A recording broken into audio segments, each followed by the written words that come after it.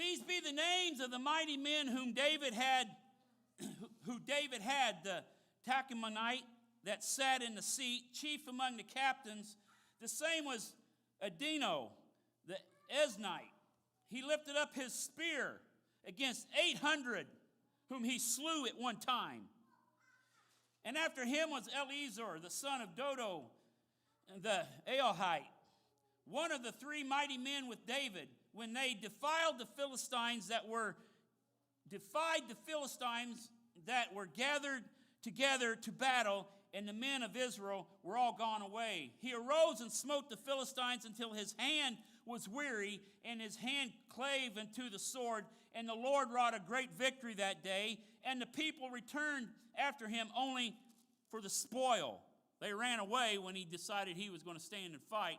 They didn't hang around to help him, but they were back when the battle was over. After him was Shema, the son of Agi, the Hararite, and the Philistines were gathered together into a troop where was a piece of ground full of lentils. And the people fled from the Philistines. But he stood in the midst of the ground and defended it and slew the Philistines, and the Lord wrought a great victory. You see, they stood, there was a piece of ground full of beans. Everybody else again ran away, but this man stood his ground. We all know King David as a leader of men, and he had the qualities of a leader. He had bravery, he had compassion, he had integrity, and that made other men want to follow this guy. The Bible tells us that within his army of soldiers were 30 warriors who might today be considered the elite, or the special forces, they call them today. They were the best of the best. They were the strongest of the strong, the bravest of any of them, the ones who would not flinch under fire, the men on whom you could depend if you were surrounded by the enemy. But above the 30 men, above this special forces, there were 3 men. And these 3 were leaders of the 30. So they were in charge of the 30. You couldn't find any better men in Israel. I'm not going to try to pronounce them again. But each had risen because of victories in overwhelming odds. They fought in situations that you look at and they think, well, there's no way these men can do this. So they fought wars and things in overwhelming odds. But you look at the third man is who I want to look at, Shema, in verse 11 and 12. When the Philistines banded together at a place where there was a field of lentils or a field of beans, Israel's troops fled. All the army of Israel took off. But Shema took his stand. He wasn't going nowhere. Even though everybody else took off and left him, Shema took his stand in the middle of a bean field. He defended it and struck the Philistines down. And God brought a great victory that day. You see, Shema was a soldier, and every soldier knows that when you are outnumbered, there's 2 things you can do. You can either retreat, or you can seek a better position. You can run, or you can find a better position that will kind of level out the situation. Meaning finding a place that is easily defendable, such as a mountaintop, a cave, or even a valley with very narrow openings. So there's always a place that you can look at to try to find. And even though you in a situation you can be outnumbered. But if you find these places in the surrounding area, you have a little bit of a chance. You can make the terrain work in your advantage, in other words. Some of the Israelite army didn't like their odds. They didn't like the situation they were in. And so they fled the bean field. They took off. They made a withdrawal to a better position. Oh, they were around. They just wasn't in the bean field. But Shema didn't move. He stood his ground. And you wonder, what in the world was this guy thinking? There's no cover. There's no trees. There's no mountains. No place to hide. The beans were knee deep. Have you ever walked beans? If they're wet, you're going to be wet most of the day.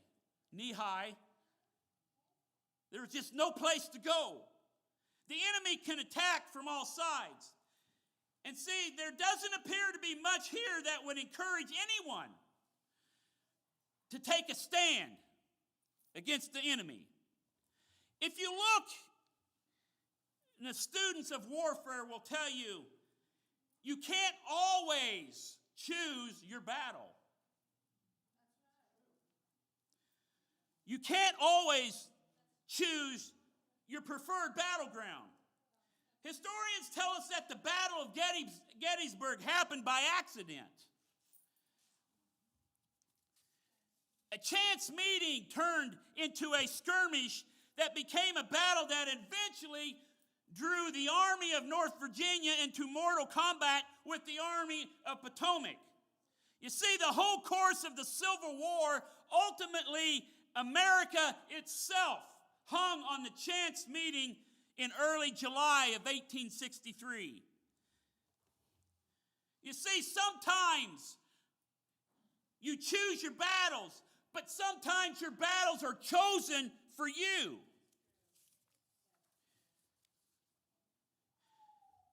The reason David chose Shema as one of the three, because when the battle chose him, he didn't run away. Shema stood and defended the ground, even though it wasn't a good place to fight a battle. Standing in the middle of a bean field, no protection around him, no help around him. He was standing by himself, but he didn't run. He stood there to fight. Why did Shema take a stand when most of the army of Israel were gone? They were close by. They were hiding in the bushes. They abandoned him, and the enemy, was all around him. Even the terrain favored the enemy. He's getting in a worse position. And when everything he could hear, everything he could see, everything he could touch was clearly against him, Shema stood and fought because he knew, here's what I want you to understand, he knew if he gave up the bean field, he would have to fight the Philistines again anyway. If he gave up what he believed in and everything, he was still eventually going to have to fight the Philistines later. I want you to understand something, church. The more territory you give up now,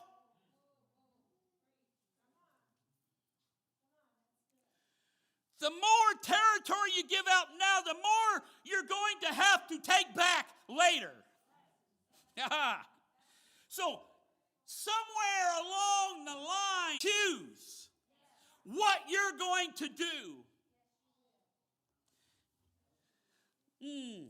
You're going to have to stop.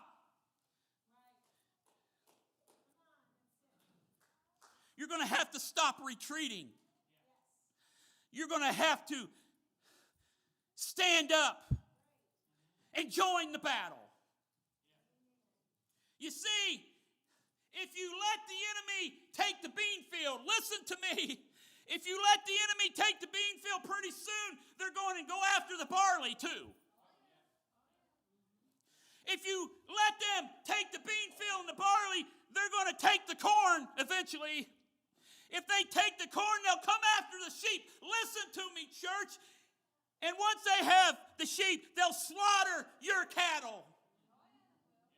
In other words, if you let the enemy take your peace of mind, if you let them take your joy, if you let them take your children, your spouse, your Holy Ghost, that's what they're going to do, because the enemy isn't nice. They don't care. They don't play fair. And the enemy will attack and attack until you start to stand up for something.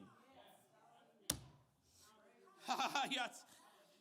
And that's what Shema did. Instead of running and hiding, he decided, I got to fight.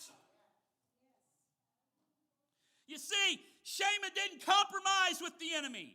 He didn't retreat from the enemy. He did not sit down with the enemy and talk it over and try to iron out all the differences.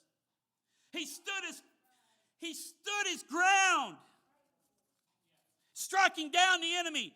And the Lord brought a great victory that day because someone stood up and said, I've had enough. You see, it's always been that way for the people of God. Victory comes when we stand our ground. If you note the perfect balance between our part, what I said earlier, our part and God's part. What Shema did require courage, faithfulness, and initiative. Then the battle, then the victory came over the enemy. But the hardest part, listen, the hardest part of winning a battle like that is it's having the courage to take your stand in the middle of a bean field. In other words, it's having courage to take your stand when you see nobody else around to help you. It's courage to take a stand when you're the only one there and you see no place to hide, no place to help you in that situation from the enemy. It's when you take a stand and take courage and you stand in that field and say, I've had enough, enemy. I've had enough, Satan. I'm done with it. If you look in 1 Samuel, when he got there, everybody was hiding behind a rock or in their tent or somewhere, shaking in their boots. And when David came into the camp, he wasn't there very long. And he heard a giant who was running Brother Jeff, his pie hole. He was yapping and he was saying things about David's God that David had an issue with. And I believe if David had not shown up to that battle, they would eventually defeated Israel. Just look at the story. Everybody was scared to death. They were hiding. Eventually, something would have happened. But David stood in the field. He had enough of the enemy. He had enough of the threats. He had enough of somebody bashing his God. And he stood up and he went to battle, and God stepped into the situation. You see, God will fight our battles, like I said Wednesday night. But I believe when we've had enough and we stand up and declare it, God will step in and take over. Come on, saints. We know who our God is. We know what he can do. But somewhere along the line, if you don't stand up to the enemy, they will bash you, they will kick you, and they will punch you, and they will throw everything at you, and you're going to be in a ball on the floor crying, and I can't take this anymore. But somewhere along the line, we ought to, as saints of God, be able to step up and fight the battle or stand up to the enemy. And then when you do that, God will step in. But if you continue in your gloom, despair, and letting the enemy beat you down, the enemy is going to continue to do it. He's going to continue to take from you. He doesn't care about you. My. God will fight our battles when we stand up to the enemy and say, I've had enough. I'm done with it. But if we don't do it, you're going to fight that battle till the day you die. Let's stand.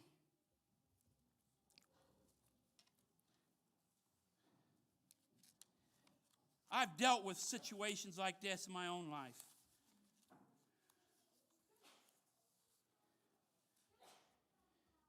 And it wasn't till maybe 2 or 3 years ago, and my wife she can tell you this. I wore her ear out, complaining about things in my life. The things that the enemy kept telling me. You can't do this. You can't do that.